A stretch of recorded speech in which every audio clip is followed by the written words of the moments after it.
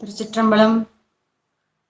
பிடியதன் ஒரு உமைகொள மிகு கரியது வடியோடு தனதடி வழிபடும் அவரிடர் கடிகணபதி வர அருளினன் மிகு கொடை வடிவினர் பயில் வழிவளம் முறையிறையே. உலகெல்லாம் உணர்ந்தோதற்கரியவன் நிலவுலாவிய நீர்மலி வேணியன் அழகை சோதியன் அம்பலத்தாடுவான் மலர் சிலம்படி வாழ்த்தி வணங்குவான். திருச்சிற்றம்பலம். இணைப்பில் இணைந்திருக்கும் அத்துணை அடியார் பெருமக்களின் திருவடிகளையும் பணிந்து வணங்கிக் கொள்கின்றேன். இன்றைய திருநாளிலே நாம் சிந்திக்க இருக்கும் நாயன்மார் திரு கோட்புலி நாயனார். இன்றைக்கு ஆடி மாத கேட்டை நட்சத்திரம். இன்று அவருடைய குரு பூஜை, கோட்புலி நாயனாருடைய குரு பூஜை தினமாகிய காரணத்தினால் இன்று நாம் அவருடைய திரு வரலாற்றினை இறைவன் அருளால் சிந்திக்கலாம். கோட்புலி நாயனார் திரு நாட்டியாத்தான்குடி என்ற திருத்தலத்திலே அவதாரம் செய்தவர். இந்த திரு நாட்டியாத்தான்குடி என்பது காவிரி தென்கரை தலங்களில் 118வது தலமாக இருக்கிறது. இங்கு இறைவனின் திருநாமம் மாணிக்கவண்ணர், அம்மையின் திருநாமம் மலர் மங்கை நாயகி என்பது. இந்த திருத்தலத்திற்கு சுந்தரமூர்த்தி சுவாமிகள் அருளி செய்த ஒரு பதிகம் கிடைத்திருக்கின்றது. இது திருவாரூர் மாவட்டத்தில் அமைந்திருக்கிறது. இந்த திரு நாட்டியாத்தான்குடி என்ற திருத்தலம். இந்த திருத்தலத்தில் தான் நமது கோட்புலி நாயனார் அவதாரம் செய்தார். அதாவது அவருடைய பெயர் காரணத்தை நாம் பார்க்கும் பொழுது கோட்புலி, கோல் கூட்டல் புலி என்று பிரித்துக் கொள்ளலாம். கோல் என்றால் வலிமை பொருந்திய, ஆற்றல் பொருந்திய என்று பொருள். அப்படி தான் கொண்ட கொள்கையிலே உறுதிப்பாட்டோடு இருப்பவர் என்று பொருள் விளங்கும்படியாக அவருக்கு கோட்புலி என்ற திருநாமம் இருக்கின்றது.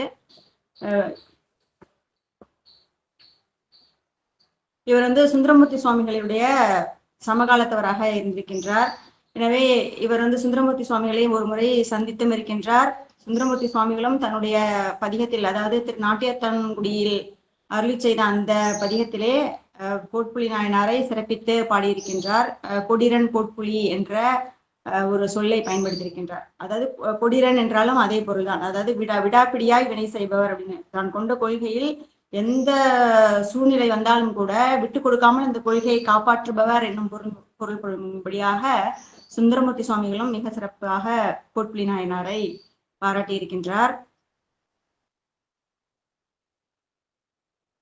அதாவது கூடாமன்னரை கூட்டத்து வென்ற கொடிரன் கோட்புலி அப்படின்னா இந்த பதிகத்தோட திருக்கடை காப்புல சொல்லியிருப்பாரு நமது சுந்தரமூர்த்தி சுவாமிகள்.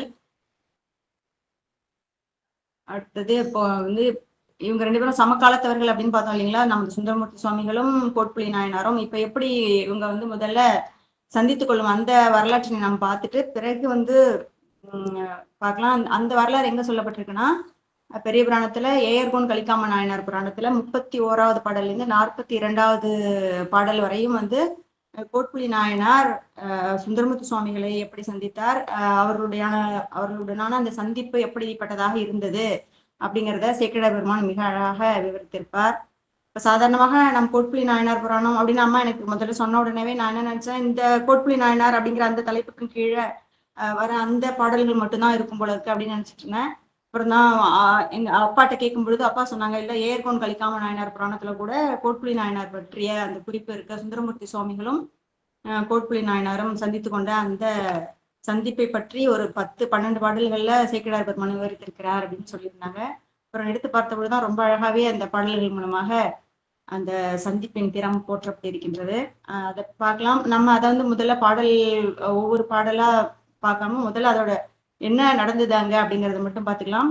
பிறகு கோட்புலி நாயனார் புராணம் அப்படின்னு சொல்லப்படுற அந்த தலைப்பின் கீழே வர பாடல்களை நம்ம ஒவ்வொரு பாடலா சிந்திக்கலாம். அதாவது இப்ப என்ன செய்யறாருன்னா, முதல்ல கோட்புலி நாயனார் சுந்தரமூர்த்தி சுவாமிகளை பத்தி தெரிஞ்சுக்கிறார். சமகாலத்தவர், இவரும் ஒரு சிவனடியார், அவரும் ஒரு சிவனடியார். இப்போ ஒருத்தர் மேல் ஒருத்தர் அந்த ஈர்ப்பு ஏற்படுவது இயல்புதான். அடியார்களுக்கு அடியார் போய் பார்க்கணும், வணங்கணும் அப்படிங்கிறது தோன்றும் இல்லையா. அந்த சிந்தனையில கோட்புலி நாயனார் சுந்தரமூர்த்தி சுவாமிகளை போய் பார்த்து தங்களுடைய ஊருக்கு, அதாவது திரு நாட்டியாத்தான்குடிக்கு அருள வேண்டும் என்று மிகவும் வேண்டிக் கொள்கின்றார். பிறகு சுந்தரமூர்த்தி சுவாமிகள் அந்த திருக்குண்டையூர்ல அந்த நெல் பெறுவார் இல்லைங்களா, திருக்குண்டையூர்ல நெல் பெற்று அதை திருவாரூர்ல கொண்டு பூதகணங்கள் மூலமாக குவிக்க வேண்டும் என்று பெருமானிடம் வேண்டிக் கொள்வார். அப்படி அந்த நிகழ்ச்சிகள் எல்லாம் நடந்த பிறகு சிறிது காலம் கழித்து சுந்தரமூர்த்தி சுவாமிகள் திரு நாட்டியாத்தான்குடி என்ற இந்த திருத்தலத்திற்கு வருகின்றார். அப்ப வரும்பொழுது என்ன செய்யறாருன்னா, 7 வகையால் அலங்கரிக்கிறார் கோட்புலி நாயனார். அப்ப நமக்கு இவ்வளவு பெரிய சிவனடியார் பெருமானிடம் வந்து அணுக்க தொண்டராக இருக்கும் அந்த பெருமான் வந்து நம்மளுடைய தளத்திற்கு வருகிறார் அப்படின்னா இவரும் ஒரு சிவனடியார். அப்ப அந்த அன்பு அங்க மேலீடு அது எப்படி எல்லாம் வெளிப்படுத்தணுமோ அந்த வகையில அவர் வந்து வெளிப்படுத்துறாராம். அப்ப அந்த நகரத்தை வந்து அப்படி அலங்காரம் செய்கின்றார். 7 வகையால் அலங்கரித்து எதிர்கொண்டு வரவேற்கின்றாராம். அவரை எதிர்கொண்டு வரவேற்று தூய மணிப்பொன் தவிசு தம்முடைய மாளிகைக்கு கொண்டு வந்த பிறகு அங்க பொன்னால் அந்த தவிசுன்னா இருக்கையை கொடுக்கிறார். இருக்கையில் அமர செய்கின்றார். அப்புறம் சேய மலர் சேவடியை விலக்கி தெளித்து கொண்டார் அப்படின்னு சொல்றாரு. சேய மலர் சேவடி அந்த செம்மையான திருவடிகளை சுந்தரமூர்த்தி சுவாமிகளுடைய அந்த செம்மையான திருவடிகளை வணங்கி அந்த நீரினை தம்மேல் தெளித்துக் கொள்கின்றார். மற்றும் சூழ உள்ள இடங்களிலும் தெளித்து புனிதமாக்கிக் கொள்கின்றார். இப்படியாக சிறப்பிக்கிறார். அப்புறம் பிறகு பல தாம்பாள தட்டுகள் அப்படி சொல்ல முடியும். வரவேற்கும் பொழுது எதெல்லாம் கொண்டு போய் வரவேற்பாங்க. அப்படி பல தட்டுகள்ல என்னென்னலாம் நிறைச்சிருக்காங்க அப்படின்னு பார்த்தோம்னா சந்தனம், பன்னீர், கஸ்தூரி குழம்பு, அப்புறம் பல வண்ண மலர்கள், ஒப்பற்ற மணிகள், பரிவட்டம் இதெல்லாம் கொண்டு வராங்க. அப்படி கொண்டு வந்து அவர்கிட்ட சமர்ப்பிச்சு அவருக்கு ஏற்றுக்கொள்ளும்படியாக செய்கின்றார். பிறகு அவருக்கு திருவமுது செய்விக்கின்றார். அப்படி செய்து அவரை பலவாறாக போற்றி வணங்கி இருவரும் அளவலாவிக் கொள்கின்றார்கள். இப்படியாக அவருடைய சந்திப்பு இருக்கின்றது. அப்படி சந்திக்கும் பொழுது தன்னுடைய வீட்டில் உள்ள அவருக்கு 2 மகள்கள் இருக்கின்றார்கள். வனப்பகையார், சிங்கடியார் என்ற 2 மகள்கள். அந்த மகள்களையும் அழைத்து கொண்டு வந்து சுந்தரமூர்த்தி சுவாமிகளை வணங்க செய்து அவர்கள் இருவரும் சுந்தரமூர்த்தி சுவாமிகளின் திருவடிகளை வணங்குகின்றார்கள். அப்பொழுது கோட்புலி நாயனார் என்ன சொல்றாருன்னா தன்னுடைய மகள்களை உங்களுடைய அடிமைகளாக ஏற்றுக்கொள்ளுங்கள் அப்படின்னு சொல்றாரு. அடிமையாக ஏற்றுக்கொள்ளணும்னு சொல்லும் பொழுது அந்த பாடலை மட்டும் ஒன்று பார்க்கலாம். அதாவது அடியேன் இது கோட்புலி நாயனார் சொல்றார். அடியேன் பெற்ற மகள்கள் இவர் அடிமையாக கொண்டு அருளி கடிசேர் மலர்த்தால் தொழுது உய்ய கருணை அளிக்க வேண்டும் அப்படின்னு சொல்றாரு. கடிசேர் மலர்த்தால் உங்களுடைய அந்த மனம் பொருந்திய மலர்களால் சூழப்பட்ட உங்களுடைய திருவடிகளை அவர்கள் வந்து அந்த திருவடிகளுக்கு இவர்கள் பணி செய்யும்படியாக அடிமையாக ஏற்றருள வேண்டும் அப்படின்னு சொல்றாரு. என தொடிசேர் இவர் என்ன சொல்றார் சுந்தரமூர்த்தி சுவாமிகள் அப்படின்னா தொடிசேர் தளிர்க்கை அவர் எனக்கு தூய மக்கள் என கொண்டார். என்னன்னா தொடிசேர் தளிர்க்கை அப்படின்னு யாரு சொல்றாருன்னா வனப்பகையாரையும் சிங்கடியாரையும் சுந்தரமூர்த்தி சுவாமிகள் சொல்றாரு. தொடிசேர் அப்படின்னா தொடினா வளையல்கள் பொருந்திய மலர் போன்ற கைகளை உடையவர்களாகிய இந்த வனப்பகையாரும் சிங்கடியாரும் எனக்கு மக்களை போன்றவர், என்னுடைய மகள்கள் போன்றவர் அப்படின்னு சொல்றார். தொடிசேர் தளிர்க்கை இவர் எனக்கு தூய மக்கள் என கொண்டு அப்படியே கொண்டு எப்படி சொல்றாரோ அதன்படியே மகன்மையாக கொண்டார் பறவையார்தன் கொழுனர் அப்படின்னு 39வது பாடல்ல சொல்றாங்க. இப்ப பறவையார்தன் கொழுனர் யாரு? நமக்கு சுந்தரமூர்த்தி சுவாமிகள். அப்ப இவர்களை மகள்களாக அவர் வந்து ஏற்றுக்கொள்கின்றார் அப்படிங்கிற அந்த இது பாக்குறோம்.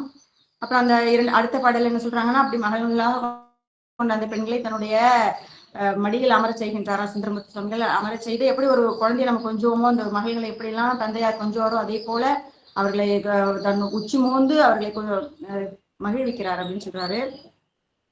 அப்படி அவங்களை கொஞ்சம் பொழுது அவருக்கு என்ன செய்யலாம் அப்படியே அந்த அன்பு பெருக்க ஒரு தந்தைக்கு எப்படி தன்னுடைய மகள்களை பார்க்கும் பொழுது கண்ணீர் பெருக்கும், ரொம்ப நாளா பார்க்காம இருந்த மகள்களை பார்க்கும் பொழுது எப்படி ஒரு அன்பின் மிகுதியால கண்ணீர் பெருக்குமோ அது போல சுந்தரமூர்த்தி சுவாமிகளுடைய கண்களிலிருந்தும் கண்ணீர் பெருகி சிந்துகின்றது அவர்களது தலையில் அப்படிங்கிற மாதிரி ரொம்ப சிறப்பாக சேக்கிழார் பெருமான் சொல்லியிருக்காரு.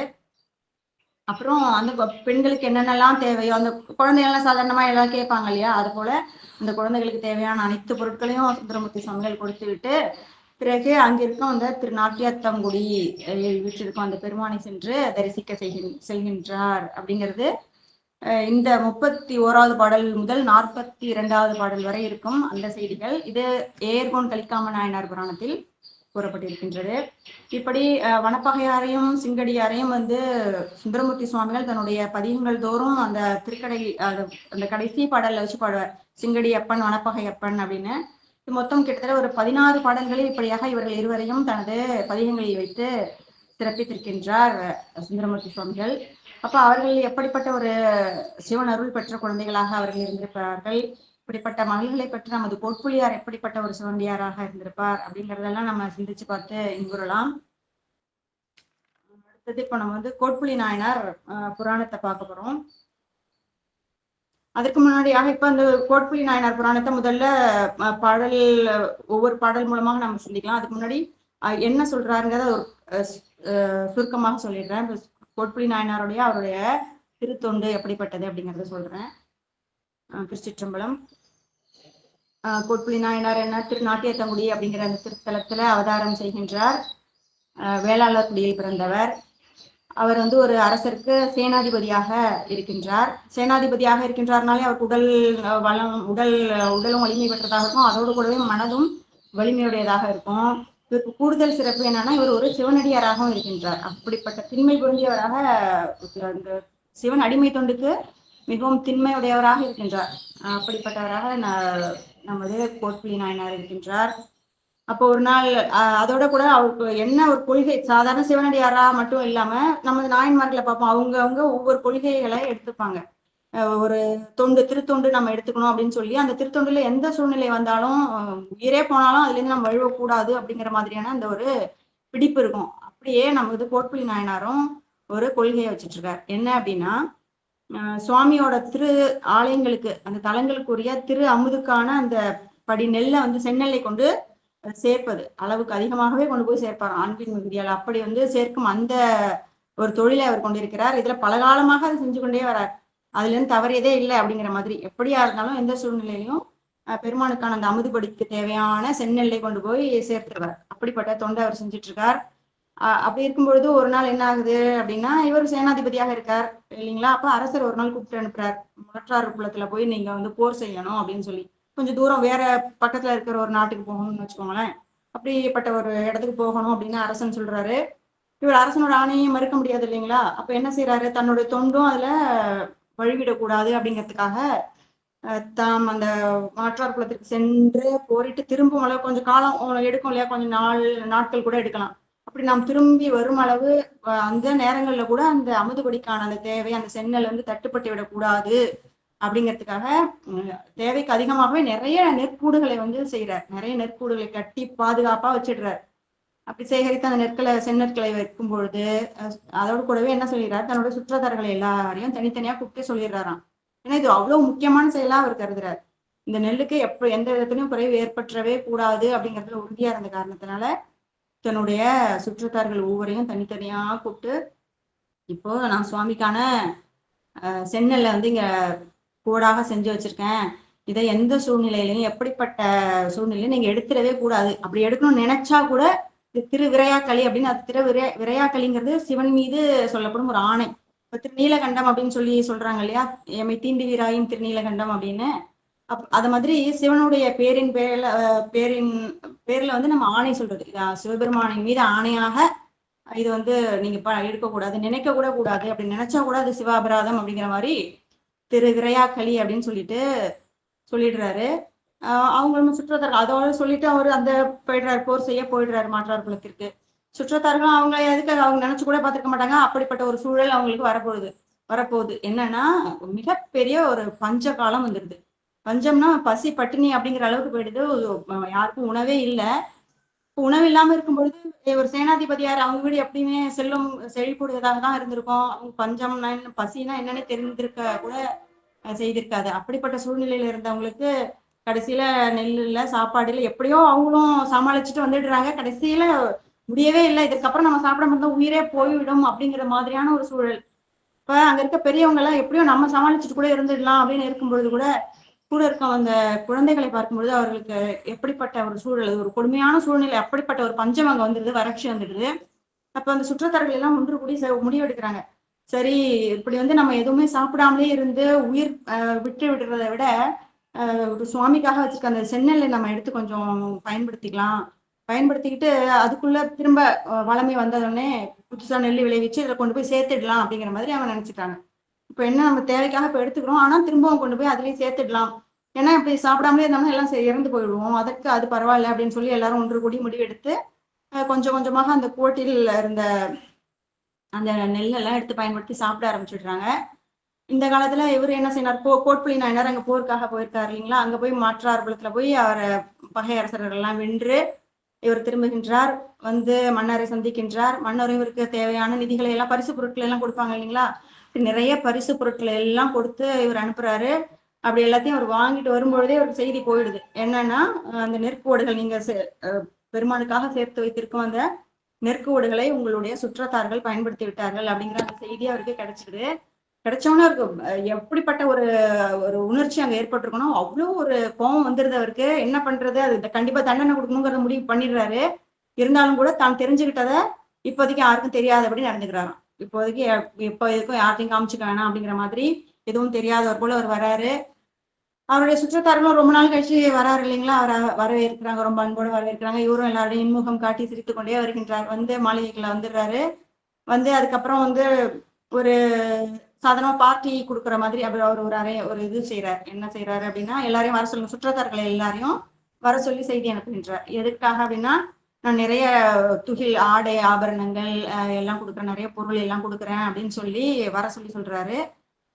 அதன்படியே என்ன செய்யறாங்க, சுற்றுத்தார்களும் ரொம்ப ஆர்வமா சரி நமக்கு ஏதோ பரிசு பொருட்கள்லாம் தரப்போறாரு அப்படின்னு சொல்லி இவருடைய மாளிகைக்கு எல்லாரும் வந்துடுறாங்க. வந்து சேர்ந்த உடனே இவர் என்ன செய்யறாரு, கோட்புலி நாயனார் தன் பெயர் கொண்ட மற்றொரு காவலாளனை கொண்டு போய் வாயில் கடையில நிறுத்திடுறாரு. யாரும் வெளியே தப்பிச்சு போக முடியாத அளவுக்கு அங்க ஒருத்தர் நிறுத்தி வச்சுட்டு என்ன செய்யறாரு, தன்னுடைய கைவாள் எடுத்து சுழற்றுறாரு. எடுத்து சுழற்றி எல்லாரையும் அடிச்சு கொன்னுடுறாரு. வாளை கொண்டு எல்லாரையும் துண்டு துண்டமா வெட்டி போட்டுறாரு. எதை என்ன சொல்லி வெட்டுறாருன்னா, சிவபெருமானுக்காக நான் வைத்திருக்கும் இந்த அந்த அதாவது அந்த விரையாக்களின் அந்த ஆணையை பிழைத்த இவர்களை நான் கொல்லாமல் விடுவேணும் அப்படின்னு சினந்து கனன்று அப்படியே வெட்டி எல்லாரும் துண்டு துண்டா தூக்கி போட்டுறாரு. அப்படிப்பட்ட ஒரு சூழல்ல அங்க ஒரு பச்சிலம் குழந்தை, பால் குடிக்கின்ற ஒரு குழந்தை அங்க இருந்துட்டு இருக்கு.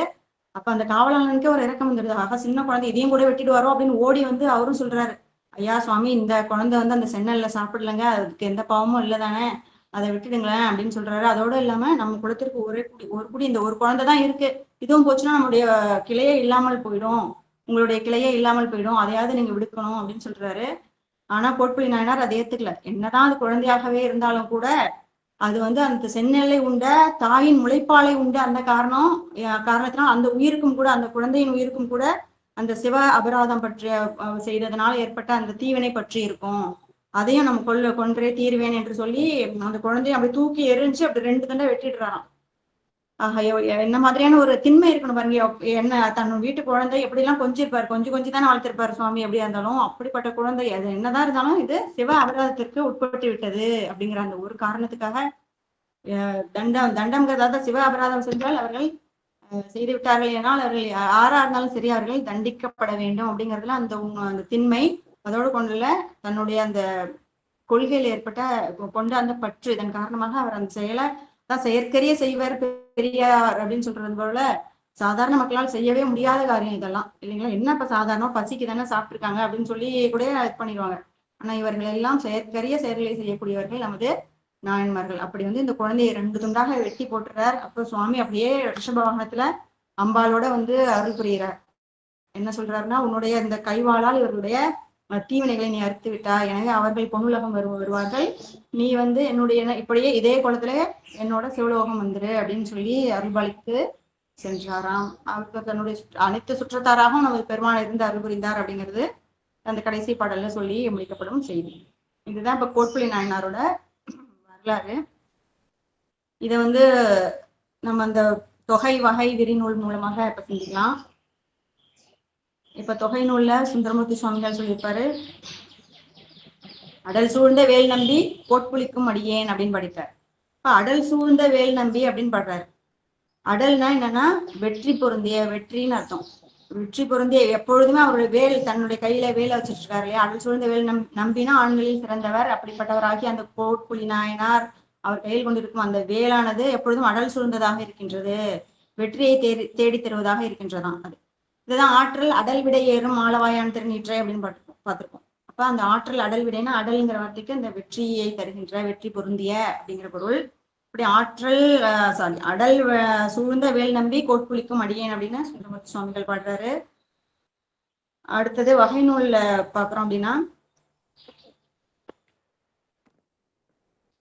நம்பியாண்டார் நம்பிகள் என்ன சொல்றாரு அப்படின்னா, பெற்றம் உயர்த்தோன் விரையாக்களி பிழைத்தோர் தமது சுற்றமறுக்கும் தொழில் திரு நாட்டியாத்தான்குடி கோன் குற்றமறுக்கும் நம் கோட்புலி நாவல் குறிசில் அருள் பெற்ற அருட்கடல் என்று உலகேத்தும் பெருந்தகையே அப்படின்னு பாடுறாரு.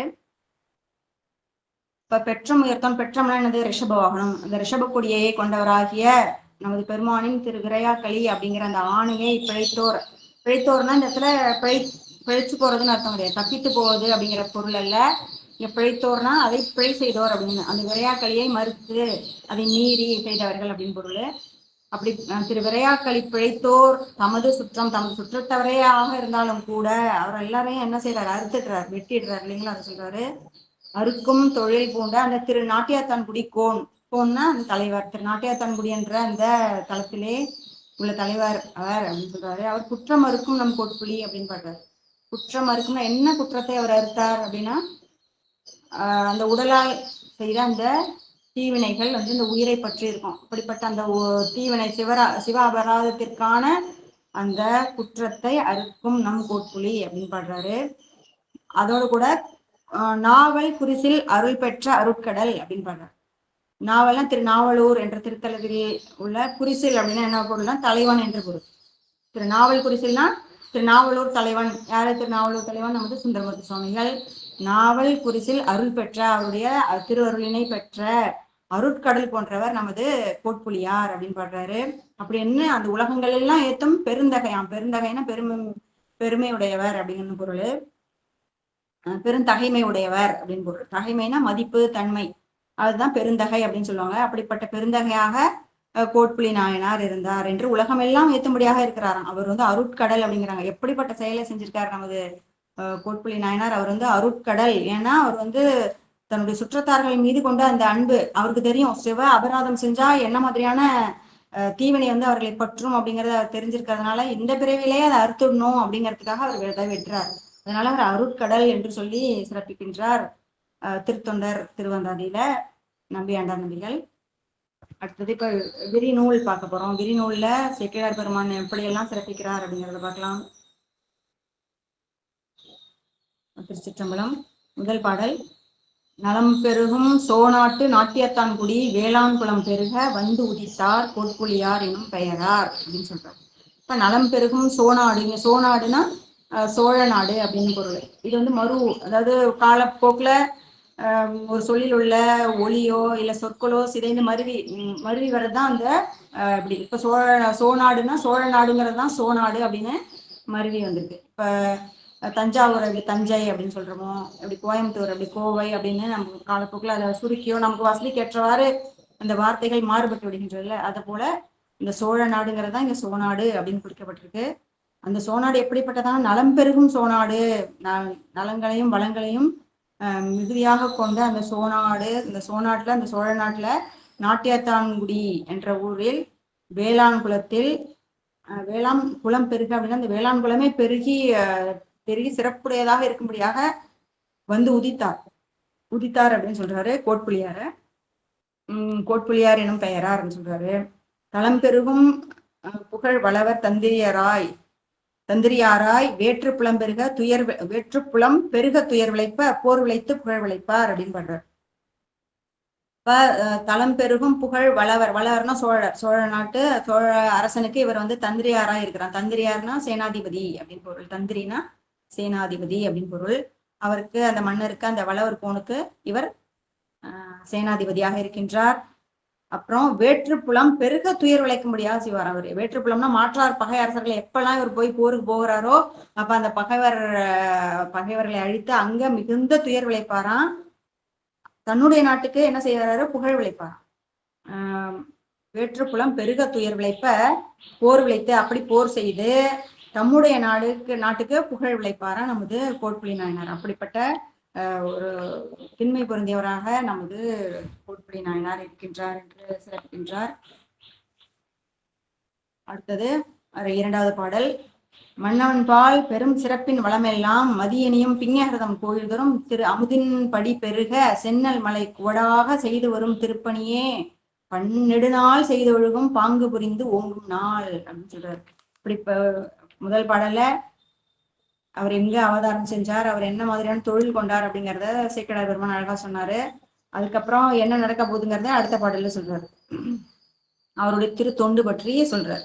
இப்ப மன்னவன் பால் பெரும் சிறப்பின் வளமெல்லாம், எப்பெல்லாம் இவர் போருக்கு போய் வெற்றியை கொண்டு வருகின்றாரோ அப்போதெல்லாம் அந்த நாட்டு மன்னன் இவருக்கு பெரிய அளவுல நிதி பரிசு பொருட்கள் எல்லாத்தையும் தருவாராம். அந்த எல்லாத்தையும் கொண்டு இவர் என்ன செய்யறாரு, மதியணியும் பிஞகர்னா தலைக்கோலம் கொண்டவராகிய மதியை சூடும் நமது பெருமானுக்கான அந்த கோயில் இருக்கு இல்லையா, அந்த கோயில் தோறும் திரு அமுதின் படி பெறுக, திரு அமுதின் படி, திரு அமுதுப்படிக்கான அந்த செந்நெல்லை கொண்டு வந்து சேர்க்கிறாராம். அப்படி எப்படி கொண்டு வந்து சேர்க்கிறார்? செந்நெல் மலை குவடாக செய்து வரும். செந்நெல் மலை கோடுன்னா பெரிய மலைமலையாக கோச்சு குவித்து வைப்பார். அது சிகரம், கோடுன்னா சிகரம். அப்படி வந்து குமிச்சு வைக்கிறாராம். குவடாக செய்து வரும் திருப்பணி, அதுதான் அவருக்கு திருப்பணி. என்னன்னா பெருமான் திருக்கோயில்கள்ல சென்னல்ல வந்து மலைமலையாக குவித்து வைக்கணும் அப்படிங்கிறத அவரோட திருப்பணியாக அவர் கொண்டிருக்கின்றார். அந்த திருப்பணியை 12 நாள் செய்து ஒழுகும் பாங்கு. கொஞ்ச நாள்லாம் இல்ல, அவர் எப்ப ஆரம்பிச்சாருன்னு தெரியல, அப்படி அவரை தொடர்ச்சியா செஞ்சுட்டு இருக்காராம். 12 நாள் செய்து ஒழுகும் பாங்கு புரிந்து ஓங்கும் நாள். இப்படி வந்து அவர் 12 நாள் செஞ்சுட்டு இருக்காரு. அவர் அப்படி செஞ்சுக்கிட்டே இருக்கிறதுனாலதானே சுவாமிக்கு வந்து இந்த இவரோட புகழை வந்து உலகுக்கு அறிவிக்கணும் அப்படிங்கிறதுக்காக தானே அவர் வந்து நம் செயலெல்லாம் நீ வரப்போகும் அடுத்தடுத்த நிகழ்ச்சிகளை எல்லாம் நம்ம பெருமான் செய்து காட்டுறார். அப்ப அந்த அளவுக்கு தொடர்ச்சியா அவர் செஞ்சுட்டு வந்துட்டு இருக்கார் அப்படிங்கறத நம்ம தெரிஞ்சுக்கணும். அதாவது மூன்றாவது பாடல் இப்போ வந்து என்னன்னா முக்கியமான நிகழ்ச்சி நடக்க போகுது. இப்பதான் என்னன்னா வேந்தன் ஏவலை, வேந்தன் இருக்காரு, வேந்தனா ராஜா, அந்த நாட்டு அரசன், அவருடைய ஏவல்னா அவருடைய கட்டளையின்படி வேந்தன் ஏவலில் பகைஞர் வெம்முனை மேல் செல்கின்றார். பகைவர்களுடைய அந்த வெம்முனை மேல போர்க்களத்துக்கு இவர் போற மாதிரியான ஒரு சூழல் வந்துடுது. அப்ப என்ன செய்யறாரு? பாந்தல் பூனென அணிந்தார் தமக்கு அமுதுபடியாக. இப்ப பாந்தல்னா இங்க பாம்பு, பாம்பையே வந்து பெருமான் வந்து நானாக பூநூலாக அணிஞ்சிருக்காரு. என்ன சொல்றாரு? பாந்தல் பூனென அணிந்தார் தமக்கு, நம்முடைய பெருமானுக்கு அமுதுபடியாக, அமுதுபடி செய்வதற்காக. ஏந்தலார், ஏந்தலார்னா இங்க கோட்புலியார சொல்றாரு. ஏந்தலார்னா ஒரு பெருமையுடையவர் அப்படின்னு பொருள்.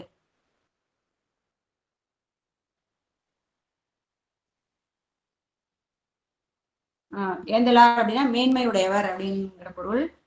அவர் என்ன செய்யறார்? ஏந்தலாராகிய அது பெருமையுடையவராகிய மேன்மையுடையவராகிய நமது கோட்புலியார் தாம் எய்தும் அளவும். சரி, நாம இவருக்கு உடனே என்ன ஞாபகம் வருது பாருங்க?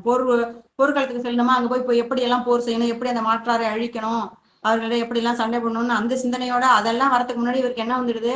ஆஹா, நம்ம இங்க இருந்து போயிட்டோம்னா பெருமானுக்கான அமுதுபடிக்கு இங்க குறைவு ஏற்பட்டுருமே, அதுக்கு என்ன செய்யறது அப்படிங்கறத யோசிக்கிறாரு. அடுத்தது தாம் எய்துமளவும், தாம் அந்த பகைஞரோட அந்த பகைவரோட அந்த போர்க்களத்துக்கு சென்று விட்டு திரும்பி மீண்டு வருமளவும் அப்படின்னு அர்த்தம். தாம் எய்துமளவும் வேண்டும் சென்னல், வேண்டும் சென்னல், அதுக்கு அது வரைக்கும் எவ்வளவு சென்னல் தேவைப்படுமோ அது எல்லாத்தையும் வாய்ந்த கூடு அவை கட்டி வழிகொள்வார் மொழிகின்றார். வாய்ந்த கூடுன்னா நிறைய நெற்குவியல்களை குவிச்சு வச்சு எந்த அளவுக்கு இருக்கு அப்படின்னு குறியீடு எல்லாம் போடுவாங்களா, அந்த அளவுக்கு குறித்து வைத்து செய்யறார். வாய்ந்த கூடு அவை கட்டி கூடு போல செஞ்சு வழிகொள்வார், போகும்பொழுது மொழிகின்றார். என்ன சொல்லிட்டு போறார் அப்படிங்கிறத இனி வரப்போற பாடல்ல பார்க்கலாம். என்ன சொல்றாரு?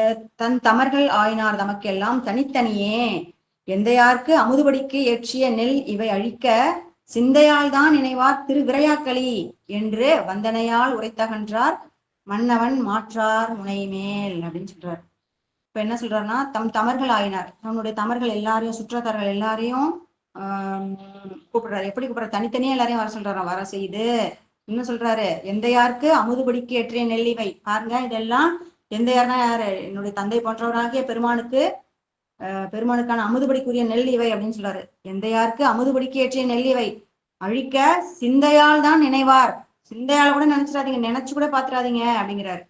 சிந்தையால் தான் நினைவார் திருவிரையாக்களி, சிவன் மீது ஆணை அப்படின்றார். சிவன் மீது ஆணை, இதை நீங்க எடுத்துட்டீங்க அப்படின்னா கண்டிப்பா அது அபராதமாகிவிடும் அப்படிங்கிற மாதிரி சொல்லிடுறாரு. என்று வந்தனையால் அப்புறம் அவங்கள்ட்ட நல்ல மொழிகளை எல்லாம் சொல்லிட்டு கிளம்பிடுறார். உரைத்து அகன்றார். எங்க போறாருன்னா மன்னவன் மாற்றார் முனையில், மாற்றார்னா பகைவருடைய அந்த போர்க்களத்திற்கு சென்று விடுகின்றார் அப்படின்னு சொல்றாங்க இந்த 4வது பாடல்ல.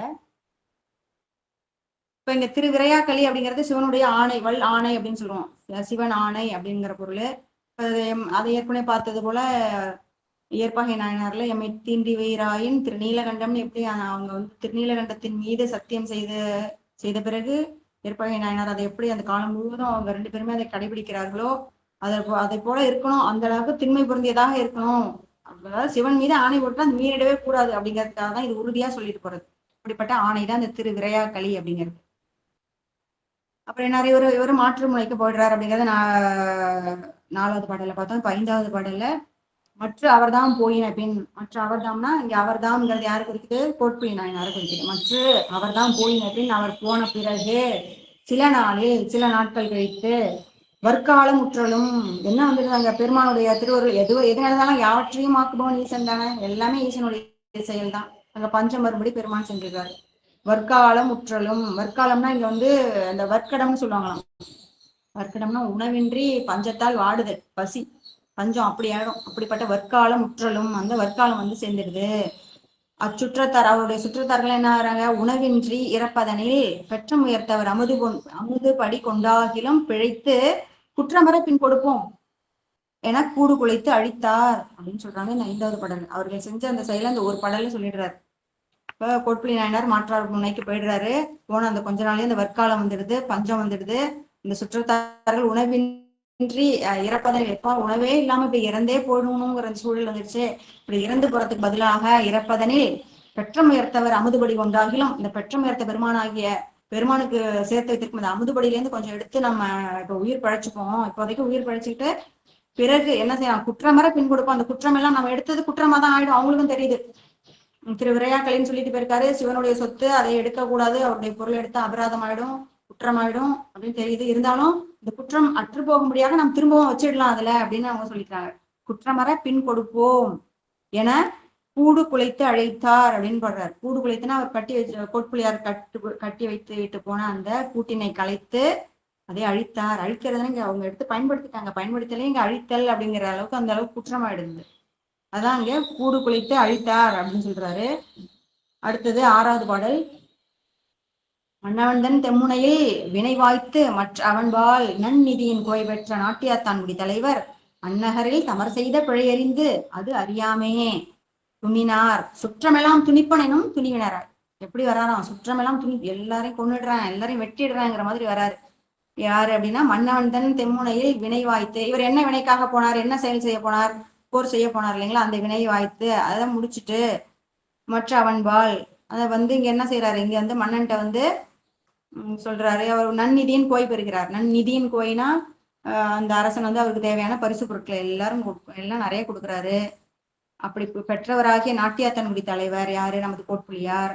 பெற்ற நாட்டியாத்தன்குடி தலைவர் அந்நகரில், அந்த நகரில நாட்டியாத்தன்குடியில தமர் செய்த பிழையறிந்து தம்முடைய தமரெல்லாம் பிழை செஞ்சுட்டாங்கிற அந்த செய்தி வந்துருது.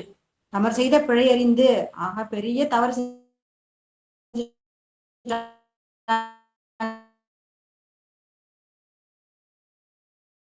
அப்படிங்கிறது தெரிஞ்சிருது.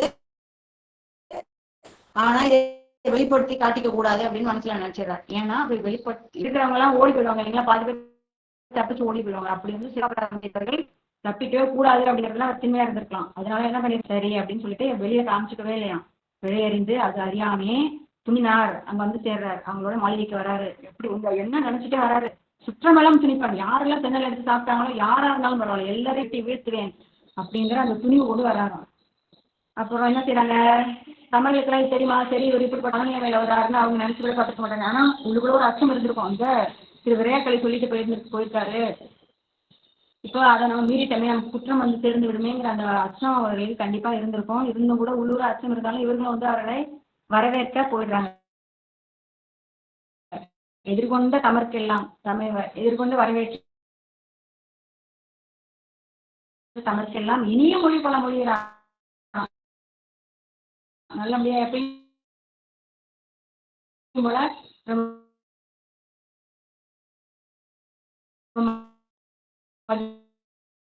பேசிட்டு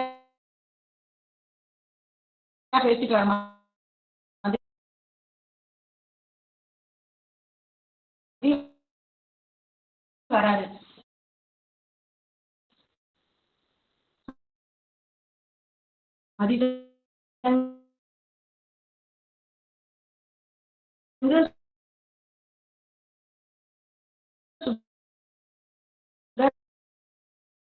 மணி மாளிகையின் கண் வந்தடைந்து மணிகளை பொருந்திய அந்த சுடரிடுகின்ற அந்த மாளிகைக்கு வராரு.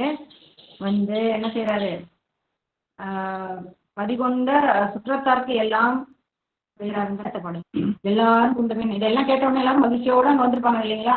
எல்லாரும் உள்ள வந்துடுறாங்க. மாளிகைக்குள் புகுந்த பின் இருநிதியம் அளிப்பார் போல், இருன்னா எத்தனை மிகப்பெரிய அளவே அப்படின்னு பொருள். இருன்னா இரண்டுங்கிற பொருள் கிடையாது. இருன்னா மிகப்பெரிய அப்படிங்கிற, மிக அதிக அளவுல அப்படின்னு அர்த்தம். இருநிதியம் அளிப்பார் போல், நிறைய பொருளை கொண்டு போய் அவங்களுக்கு கொடுக்க போற மாதிரி பண்றாராம். இருநிதியம் அளிப்பார் போல் நல்லா தம் பேரோன் முன் கடை காக்க. முன் கடைனா மாளிகையோட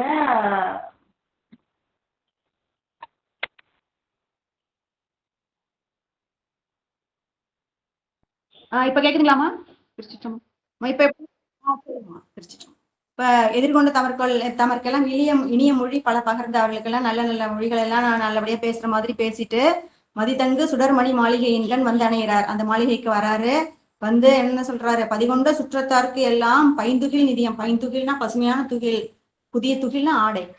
அப்படிப்பட்ட புதிய புதிய துணிகளை எல்லாம் நிறைய கொடுக்குறேன், நிறைய நிதியமும் நிறைய அதிக அளவுல கொடுக்குறேன்னு சொல்லி கூப்பிடுறாரு.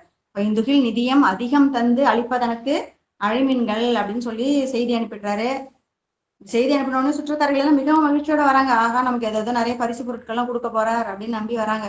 எல்லாரும் புகுந்ததன் பின், அவர்கள் எல்லாரும் இந்த மாளிகைக்கு வந்து புகுந்ததன் பின் இருநிதியம் அளிப்பார் போல். இருன்னா இங்க மிகப்பெரிய அளவில் அப்படின்னு அர்த்தம். இரண்டுங்கிற பொருள் தராம அதிக அளவில் அப்படின்னு பொருள் தருது. இருநிதியம் அளிப்பார் போல் நல்லாதம் பேரோன் முன் கடை காக்க.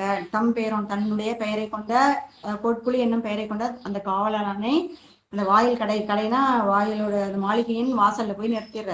யாரும் வெளியில் தப்பிச்சு போக முடியாத அளவுக்கு நீ அங்க போய் நெல்லு அப்படின்னு சொல்லிடுறாரு. கடை காக்க நாதன் இவர் என்ன செய்யறாரு? நாதன் தன் வல்லானை மறுத்து அமுதுபடி அளித்த மரக்கிளையை, இந்த மரக்கிளைனா குற்றம் செய்த இந்த கிளைனா சுற்றத்தார்கள்.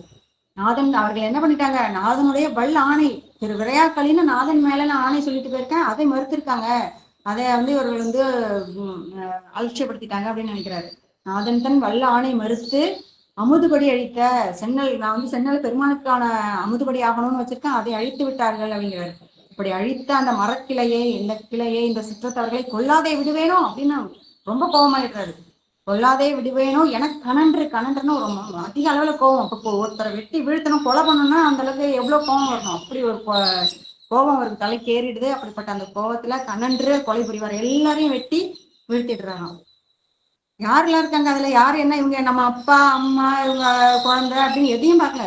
தந்தையார் யார் வெட்டுப்பட்டு அங்க இறந்தவர்கள் யார் இருக்காங்க அப்படின்னு 9வது பாடல்ல சொல்றாரு. இப்ப இங்க வந்து நம்ம பார்க்கலாம். இப்ப இவர் வந்து இப்படி சொல்லியிருக்காரே, நம்ம சாதாரணமா சிந்திக்கலாம், கோட்புலி நாயனார் என்ன இப்படி வந்து சுற்றத்தார்கள் பாவம் அவங்க பசியில தானே இப்படி பண்ணிட்டாங்க, இது ஒரு தவறா அவர் மன்னிச்சு விட்டுருக்கலாமே அப்படின்லாம் நினைக்கலாம். ஆனா இது வந்து ஒரு சிவ அபராதம் ஆயிடுது. இங்க வந்து சிவபெருமானுக்கான பொருளை நம்ம எந்த சூழல்லையுமே பயன்படுத்திடக்கூடாது, எந்த ஒரு சாக்கு போக்கு சொல்லியும் அதை எடுத்து விடவே கூடாது அப்படிங்கிறதுக்கான சான்று தான் இது. அது வந்து அப்படிப்பட்ட ஒரு குற்றத்தை வந்து இந்த உயிருக்கு கொடுத்துருமோ. அது எந்த ஜென்மங்கள், எத்தனையோ ஜென்மங்கள் எடுக்க வேண்டியிருக்கும் அதெல்லாம் நம்ம வந்து தப்பிச்சு வர்றதுக்கு. அதனால அப்படிப்பட்ட குற்றத்தை செஞ்சிடவே கூடாது அப்படிங்கிறதுக்காக தான் இது. இப்ப இவர் என்ன செய்ய போறாரு? இவர் எல்லாரையும் வெட்டி வீழ்த்துறாரு இல்லைங்களா? அது என்ன இப்படி கொடுமையான செயலா இருக்கே, இப்படிலாம் பண்ணலாமா? எல்லாரையும் வேற வாங்க நான் உங்களுக்கு பரிசு பொருள் எல்லாம் தரேன்னு சொல்லி இப்படி எல்லாம் கூப்பிட்டுருக்காரு அப்படின்லாம் நம்ம நினைக்கலாம். ஆனா யாரும் அவரோட நோக்கம் என்னவா இருந்திருக்கு? அந்த சிவ அபராதம் செய்தவர்கள் தண்டிக்கப்படணும், அந்த உயிரின் மேல் அந்த குற்றம் பற்றக்கூடாது அப்படிங்கிறது தான் அவரோட நோக்கமாக இருந்திருக்கணும். இதுதான் பொய்மையும் குறை தீர்த்த நன்மை பயக்கும் என்னேன் அப்படிங்கிற மாதிரி அது வந்து வாய்மையாக கருதப்படுன்னு சொல்லுவாங்க இல்லையா? அப்ப இந்த என்னதான் இவர் வந்து இப்படி கூப்பிட்டு இருந்தா கூட அது வந்து அந்த உயிருக்கு போய் ஒரு நன்மையை தான் செய்ய போகுது. அதனால அதுவும் ஒரு நற்செயலாக தான் அங்க கொல்லப்பட வேண்டும் என்று சொல்றாங்க. இதுதான் நம்ம அதாவது சிவன் அடியார்கள் செய்த தீய செயல்களும் நற்செயலாகவும், சிவனடியார் அல்லாதவர்கள் செய்த நல்ல செயல் கூட தீய செயலாகவும் ஆகும் அப்படின்னு சிவஞான சித்தியார்லையா இல்ல திருமூலர் சொல்லியிருக்காரான்னு தெரியலங்க. அது ஒரு பாடல் ஒண்ணு வரும் இல்லைங்களா? இப்ப அதை போல நம்ம கொள்ளணும். இவர் ஒரு சிவனடியார், இவர் செய்த இந்த செயலை நம்ம மேம்போக்காக மேலோட்டமாக பார்க்கும்போது என்ன இப்படி ஒரு செயலை செஞ்சுட்டார் கோட்புலி நாயனார், மன்னிச்சு விட்டுக்கலாமே, இப்படியா பண்ணுவாங்க, இப்படியா இப்படி வந்து வாங்க வாங்கன்னு சொல்லி இப்படி கொண்டுட்டாரே அப்படின்லாம் நினைக்கும்படி தோணும். இருந்தாலும் கூட அவர் ஒரு சிவனடியார், அவர் வந்து யாவற்றையும் ஆக்குபவன் ஈசன் அப்படிங்கிற நினைவு கொண்டவர், எல்லாம் சிவன் செயல். அவர் வந்து சிவன் மீது கொண்ட அந்த அன்பும் அந்த அவர் கொள்கையின் மீது கொண்ட அந்த பற்றும் தான் அவருக்கு ஞாபகம் இருக்கு. அப்ப வந்து சிவனுக்கு வந்து எந்தவித குற்றமும், அதாவது சிவன் சொத்து குல நாசம் அப்படின்னு சொல்லுவாங்க இல்லையா? அப்படிப்பட்ட அந்த வந்து ஒரு குற்றம் வந்து இந்த உயிர்களை பற்றி விடக்கூடாதுங்கிற அந்த நோக்கத்துலதான் அவர் எல்லாரையும் வெட்டி வீழ்த்திடுறாரு. அந்த வெட்டுப்பட்டு விழுந்தவர்கள் யார் யார் இருக்காங்க அப்படின்னா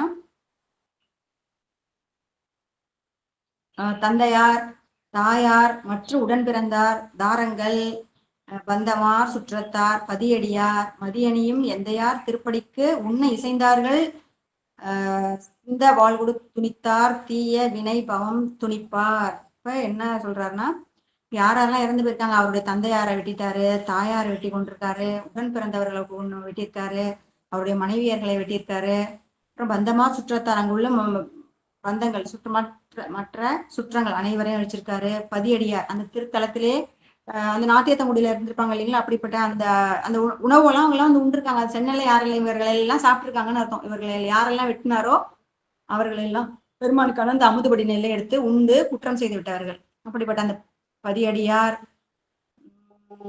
அப்புறம் வந்து இந்த மதியணியும் எந்த யாராக இருக்கிறாரு பெருமான், அவருடைய திருப்படி மற்றும் உன்னை இசைந்தவர்கள். அந்த திருப்படினா அந்த திரு அமுதுபடியை யாரெல்லாம் மற்றவங்க அக்கம் பக்கத்துல உள்ளவங்க யாரெல்லாம் அதை சாப்பிடலான்னு சொல்லி அவங்க கிட்ட இருந்து கொஞ்சம் வாங்கி சாப்பிட்டுருப்பாங்க இல்லையா, அவங்க எல்லாரையும் உன்னை இசைந்தார்கள்னா உன்னை ஒத்துக்கொண்டவங்க அவ்வளோ பேரையும் உன்னை இசைந்தார்கள் எல்லாரையும் சிந்தனா அவர்கள் உயிரிட்டு அற்று போகும்படியாக சிந்த வாள் கூட துணித்தார். வாளை எடுத்து தன்னுடைய கை வாளை எடுத்துக்கொண்டு துணித்தார்னா துணித்தல்னா வெட்டுதல் அப்படின்னு பொருள். இப்ப நம்ம சாதாரணமாகவே நம்ம உடுத்திக்கொள்ளும் இந்த உடுப்பை வந்து துணி அப்படின்னு சொல்லுவோம். அது எதற்காக துணி அப்படின்னு சொல்றாங்கன்னா, அதை வந்து வெட்டும் காரணத்தினால்தான் அதுக்கு பேரே துணி அப்படின்னு வந்ததுன்னு நமது புலவர் ஐயா சொல்லியிருக்காங்க. இப்ப துணிங்கிறது ரெண்டா வெட்டிடுறது. அப்படி வந்து வாள் கூட துணிக்கிறாராம். எதை இவர் வந்து நம்ம மேம்போக்கா பார்த்தா உடல்களை துணிச்சது போல இருந்தது, ஆனா அவர் எதை துணித்திருக்கிறார் அப்படின்னு பார்த்தோம்னா தீய வினை பவம் துணிப்பார் அப்படின்னு சொல்லி ரொம்ப அழகா சிறப்பிக்கிறார் சேர்க்கிறார் பெருமான். அவர் எதை துணிச்சிருக்கார் அப்படின்னா, எதை வெட்டி வீழ்த்தி இருக்கிறார் அப்படின்னா, பவம்னா இங்க பிறப்பு பிறப்பிற்கு ஏதுவாக இருக்கக்கூடிய இந்த தீய வினையின் தொடர்ச்சியை அறுத்தார் துணித்தார் அப்படின்னு போட்டிருக்கார். துணிப்பார் அப்படின்னு போட்டிருக்கார். தீய வினை நமக்கு தெரியும், நம்முடைய பிறப்பு எதன் அடிப்படையில் கொடுக்கப்படுகின்றது அப்படின்னா, நாம் முன்னாடி செஞ்ச நல்வினை தீவினைக்கு ஏற்பதான் நமக்கு பிறகு கொடுக்கப்படும். அதுவும் இவர்கள் செய்த செயல் எல்லாம் என்ன அப்படின்னா சிவ அபராதம். இதுக்கு வந்து இன்னும் எத்தனை பிறவிகள் எடுக்கணுமோ, இவர்கள் இன்னும் எத்தனை பிறவிகளை சிக்கி உழலணுமோ, என்னென்ன மாதிரியான துன்பங்களை எல்லாம் இவர்கள் அனுபவிக்கணுமோ, இது எல்லாத்தையும் இந்த ஒரு பிறவியிலே அழிச்சிடுறார். வாளை கொண்டு அவர் துணிச்சாங்க, அவங்க செய்த அந்த குற்றம் அப்படியே அற்று போய் விடுகிறது. அதனாலதான் பெருமான் இப்ப வந்து அடுத்தடுத்த பாடல பார்க்க போறோம், உங்களுக்கு பொன்னுலகம் கொடுக்க போறார் அப்படின்னு. அப்புறம் தீய வினையின் பவம் துணிப்பார் அப்படின்னு சொல்றாரு. அப்புறம் என்ன நடக்குது அப்படின்னா, பின் அங்கு பிழைத்ததொரு பிள்ளையை தம் பெயரோன் அவ்வண்ணம் தீத்திலது குடிக்கு ஒரு புதல்வன் அருளும் என நெல் உண்டான் முளைப்பால் உண்டது என எடுத்து எறிந்து மின்னல்ல வடிவாளால் இருதுணியாய் விழ ஏற்றார் அப்படிங்கிறார். இந்த பாடல் வந்து அவருடைய மனத்தின்மை.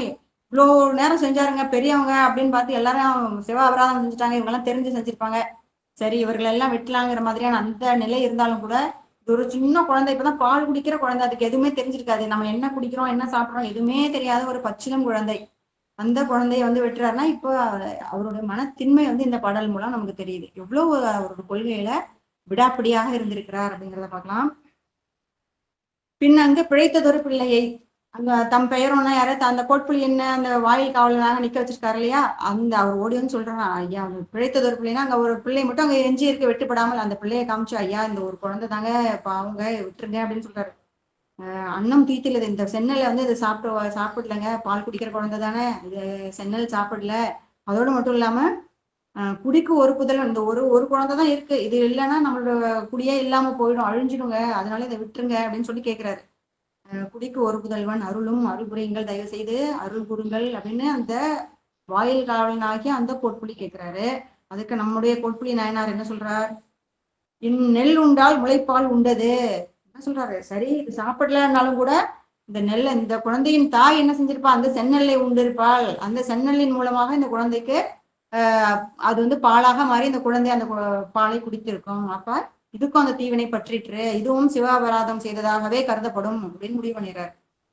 நெல் உண்டால் முளைப்பால் உண்டது என அந்த குழந்தை அப்படி எடுத்து எறிகிற, தூக்கி எரிஞ்சு வாழால அதையும் 2 துண்டா வெட்டி போட்டுறாரு. ஏன்னா எடுத்து எரிந்து மின்னென்ன வடிவாளால், மின்னென்ன மின்னலை போன்ற ஒளிர்கின்ற அழகான அந்த வாழை வச்சு 2 துண்டா வெட்டிடுறார். வாளினால் இருதுணியாய் 2 பட்டு போகும்படியாக விழ ஏற்றார் அப்படின்னு இந்த 10வது பாடல்ல சொல்றாங்க. அதாவது இப்போ ஒரு சிவ அபராதம் செய்யறாங்க அப்படின்னா தெரிஞ்சு செஞ்சாங்க, தெரியாத செஞ்சாங்க, இல்ல இது அவங்களோட சூழ்நிலை இப்படி ஆயிடுச்சு, அதனால அவங்க அபராதம் செஞ்சுட்டாங்க. இவங்க வந்து செய்யும் பொழுது தவறுன்னு அவங்களுக்கு தெரியல, இது ரொம்ப சின்ன குழந்தை அதனால தெரியல, பாவம் சின்ன பசங்க தானே அதனால விட்டுடலாம் அப்படின்னு எந்த ஒரு தயவு தாட்சணையுமே கிடையாது. சிவ அபராதம் பண்ணப்பட்டுட்டா அது நமக்கு சிந்தையோட செய்யறோமோ சிந்தை இல்லாமல் செய்யறோமோ அபராதம் பண்ணா அதுக்கான தண்டனையை நாம் ஏற்றே ஆக வேண்டும். அப்பதான் அது அழிந்து விட்டு போகும் அப்படிங்கிறதுக்கு இந்த வரலாறு மிக சிறந்த ஒரு சான்றாக இருக்கின்றது. இப்படி அந்த குழந்தையும் வெட்டுறாரு. அப்படிப்பட்ட அந்த சூழ்நிலை, அந்த திண்மையை, அவருடைய கொள்கையை, அந்த சிவனின் மீது கொண்டிருக்கும் அந்த பற்று தானே இங்க வெளிப்படுது. இப்படி அவன் மீது கொண்டிருக்கும் அந்த அன்பு வெளிப்பட்ட போது பெருமான் என்ன செய்யறாரு, வந்து காட்சி கொடுத்துறார். அந்நிலையே சிவபெருமான் அன்பர் எதிர் வெளி நின்று, வெளியே நின்றுன்னா அந்த வான்வெளியில வந்து நிற்கிறார், எதிர வந்து காட்சி கொடுக்கிறார் பெருமான். உன்னுடைய கைவாளால் உருபாசம் அறுத்த கிளை பொன்னுலகம் மேலுலகம் புக்கணைய அப்படிங்கிறார். உன்னுடைய கைவாளால் உருபாசம் அறுத்துட்ட, இந்த உன்னுடைய சுற்றத்தர்களுடைய பாசத்தை, அந்த பாசத்தை எல்லாத்தையும் வீழ்த்தி விட்டாய், உருபாசம் அறுத்து விட்டாய். அந்த கிளையெல்லாம் பொன்னுலகின் மேல் உலகம் புக்கு அணைய, அவர்களுக்கெல்லாம் சொர்க்கத்தை கொடுக்குறாங்க சுவாமி. அவர்களுடைய தீவினை, ஏன்னா அவர்கள் செய்த அபராதம் இங்கேயே இப்பொழுதே இந்த பிறவிலேயே அவர்களுக்கு நீங்கி விடுகின்றது. எனவே அந்த கிளைஞர்கள் அனைவருக்குமே பெருமான் வந்து பொன்னுலகத்தை கொடுக்குறாரு. அப்புறம் இவருக்கு என்ன சொல்றாரு அப்படின்னா பாருங்க, பொன்னுலகம் புக்கணைய புகழோய், புகழோய்னா நீண்ட புகழுக்கு உரியவனாகிய கோட்புலியே அப்படின்னு கூப்பிடுறாரு. புகழோய் நீ இந்நிலை, இப்படியே நீ இத உடலோட இந்நிலை நம்முடன் அணைக, வா என் கூடவே வந்துரு அப்படின்னு சொல்லி கூப்பிட்டு போயிடுறாராம். இந்நிலை நம்முடன் அணைக என்று ஏவி எழுந்து அருளினார். மிக சிறப்பாக அவருக்கு தன்னுடைய சிவலோகத்துக்கே அழைச்சிட்டு போயிடுறாரு நம்முடைய கோட்புலி நாயனார். அங்க அப்புறம் பெருமான் எப்படி அவருக்கு அருள்பாலிக்கிறார் அப்படின்னு பார்த்தோம்னா, அத்தனாய் அன்னையாய் ஆறுயிராய் அமிர்தாகி முத்தனா முதல்வன் தாள் அடைந்து கிளை முதல் தடிந்த கொத்தலர் தார் கோட்புலியார் அடிவணங்கி கூட்டத்தில் பத்தராய் பணிவார்தம் பரிசினையாம் பகருவோம் அப்படின்னு சேர்க்கிறார் பெருமான் சொல்றாரு. பெருமான் யாராரா இவருக்கு இருக்காரு, யாரெல்லாம் இங்க வெட்டி துணித்தார், தன்னுடைய தந்தையை தாயை சுற்றத்தார்கள் அனைவரையும் வெட்டினார் இல்லையா, அவர்கள் எல்லாம் இவருக்கு எப்படி உறுதுணையா இருந்திருப்பாங்களோ அதை போல பெருமானே இருக்கிறார். அவருக்கு தந்தையாக பெருமான் இருக்கிறார், அத்தனாய் இருக்கின்றார், அன்னையாய் இருக்கின்றார், ஆறுயிரா இருக்கிறார், அமிர்தம் போல இருக்கின்றார். முத்தனாம் முதல்வன் தாள் அடைந்து, அந்த முத்தனாகி அந்த பெருமானுடைய திருவடிகளை அடைந்து கிளை முதல் தடிந்த, கிளை முதல்னா தன்னுடைய கிளைகள் செய்த அந்த குற்றத்தை தடிந்த கொத்தலர் தார் கோட்புலியார். கொத்தலர் தார்னா, தார்னா இங்க மாலை, கொத்து கொத்தாக பூத்த மலர்களை மாலையாக கொண்ட கோட்புலியாருடைய அடியை வணங்கி, அவருடைய திருவடியை வணங்கி கூட்டத்தில் பத்தராய் பணிவார்தம் பரிசினை யாம் பகருவோம்ங்கிறார். அடுத்தது பத்தராய் பணிவார்களுடைய அந்த சர்க்கத்திற்கு போக போகிறார் சேக்கிழார் பெருமான். இதுக்கு ஒரு தொடக்கம் இங்க கொடுத்துட்டு இந்த கோட்புலி நாயனாருடைய வரலாற்றினை இத்துடன் நிறைவு செய்கின்றார் சேக்கிழார் பெருமான். திருச்சிற்றம்பலம். இப்போ நம்ம ஏற்கனவே பார்த்தோம்னா நம்முடைய நாயன்மார்கள் எல்லாமே எல்லாரையும் சில பேர் நம்ம ஒப்பு நோக்கலாம். கோட்புலி நாயனாரோட சிவ அபராதம் செய்தவர்களை தண்டித்த சில நாயன்மார்களை மட்டும் பார்க்கலாம். அதாவது ஃபர்ஸ்ட் என்ன யாருன்னா ஏற்பகை நாயனார். ஏற்பகை நாயனார் வந்து தன்னுடைய மனைவியை அனுப்புகின்றார் சிவனடியாரோட. அவர் கூட போகும்பொழுது இவர் காவலுக்கு செல்கின்றார். எதிர்கொண்டு வந்த அந்த யாரெல்லாம் அந்த அடியாரை தாக்க வருகின்ற உறவினர்களை எல்லாம் வெட்டி வீழ்த்துறாரு இல்லைங்களா, யார் என்னன்னு கூட பார்க்கல. அதுவும் அபராதமா போயிடும், சிவ அபராதமா போயிடும் அப்படின்னு சொல்லி ஏற்பகை நாயனார் வெட்டி வீழ்த்துறாரு. அடுத்தது எரிபத்தர் நாயனார். எரிபத்த நாயனார் என்ன செய்யறாரு, அந்த சிவனுக்கான அந்த பூக்குடலையை சிந்தி சிவன் அடியாருக்கு ஊறு விளைவித்த அந்த பட்டத்து யானையை வெட்டி வீழ்த்துகின்றார். கூடவே வந்த அந்த யானை பாகர்களையும் வெட்டி வீரச்செயல் செய்கிறார் இல்லைங்களா. அடுத்தது சண்டேஸ்வர நாயனார் பார்த்தோம்னா தாதை தாளரை வெட்டுறாரு. அவர் பூஜை செய்து கொண்டிருக்கும் பொழுது சண்டேஸ்வர நாயனார் அங்க வராரு.